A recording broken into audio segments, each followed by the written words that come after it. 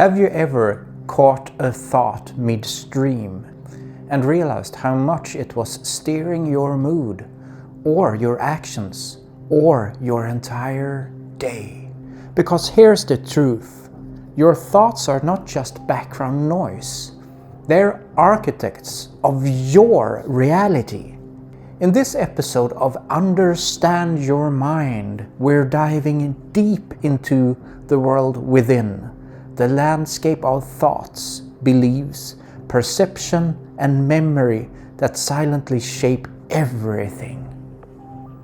We'll explore how thoughts generate emotions, how perception filters reality, how memory isn't a recording but a reconstruction, the hidden power of self-talk, cognitive biases and distorted thinking, what cognition really is and how you can train it like a muscle. Let's start with the basics. Chapter 1. What is a thought? A thought is an electrochemical signal in the brain, just a millisecond long. But each thought triggers a cascade. It activates brain regions, sends hormonal signals, affects muscle tension, and influences your next thought. Let me show you how this works. You read, "Can we talk later?" You might think, something's wrong. Anxiety. Or they probably want to share good news. Excitement. The words didn't change, but your interpretation did. That's the power of thought. Chapter 2. Perception. Your filtered reality. What you see isn't what's out there. It's what your brain constructs. Perception is selective. Your senses take in way more information than you can consciously process. So your brain filters, edits, and fills in gaps based on past experiences. Ever misread a facial expression? Or thought someone was angry when they were just tired? That's perception shaped by emotion and expectation. Here's a mini exercise. Look around the room. Find 5 things that are red. Now close your eyes. Try to recall anything blue. This shows how attention directs perception. Perception is not passive, it's active. It builds your version of reality. Chapter 3. Memory. Reconstruction, not a recording. Most of us treat memory like a video camera, but that's not how it works. Memory is reconstructive. Every time you recall a memory, your brain rebuilds it, using bits of stored information and fills in blanks with assumptions. This means your memories are shaped by current mood, suggestions from others, repetition, your identity. That also means you can reshape how the past affects you.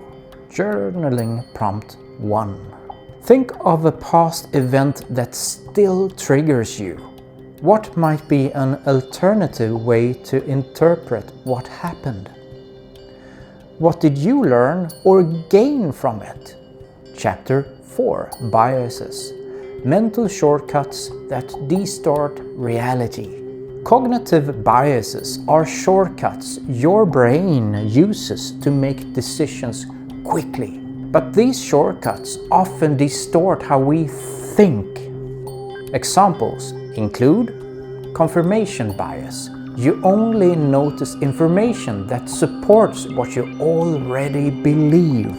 Negativity bias. Negative experiences have stronger impact than positive ones. Availability bias. You judge something based on how easily examples come to your mind. These biases affect your relationships, your self-image, your choices. Awareness is the first step to working with them. Coaching tool, Bias Buster. Next time you jump to a conclusion, ask this. What evidence supports this thought? What contradicts it? Am I reacting based on fear or facts? Chapter 5. Cognition. How you think, learn, and understand. Cognition is an umbrella term for all mental processes. Perceiving, remembering, thinking, reasoning, decision making, problem solving. In short, it's how you make sense of the world. The good news? These cognitive skills can be trained. Neuroplasticity tells us that repeated use strengthens neural networks. That means practicing focus improves attention. Challenging your assumptions enhances reasoning. Reflection on mistakes builds better decision making. Journaling prompt 2. What's one thought pattern you like to change? How could you begin practicing a new one today? Chapter 6. From reaction to choice. Most people live in reactive thinking. Trigger, thought, emotion, behavior. But we can insert something powerful between thought and reaction. Awareness. That pause, that space between stimulus and response is where freedom lives. Chapter 7. Self-talk. The voice in your head. Self-talk is the voice narrating your life. Is it a critic or a coach? Train it to be a supportive guide. Replace "I am terrible at this" with "I'm learning." Shift from "I always mess up" to "I'm experimenting with new strategies." Mini habit. End each day with one empowering thought you intentionally choose. Chapter 8. Visualization and mental rehearsal. Your brain doesn't fully distinguish between real and imagined experiences. When you visualize with detail and emotion, you're laying down neural blueprints for future performance. Try this. Picture yourself facing a challenge. Visualize responding with calm, clarity, and courage. Repeat daily for 7 days. Chapter 9. Building new thought habits. Remember, catch the thought. Challenge the bias. Choose a new interpretation. You are not your thoughts. You are the thinker. And that means you are the one who can change them. Closing reflection. The power to reshape your life begins with how you think. Perception, memory, bias, thought, identity. It's all connected. And cognition, your ability to reflect, adapt, and grow, is your greatest asset. Take it seriously.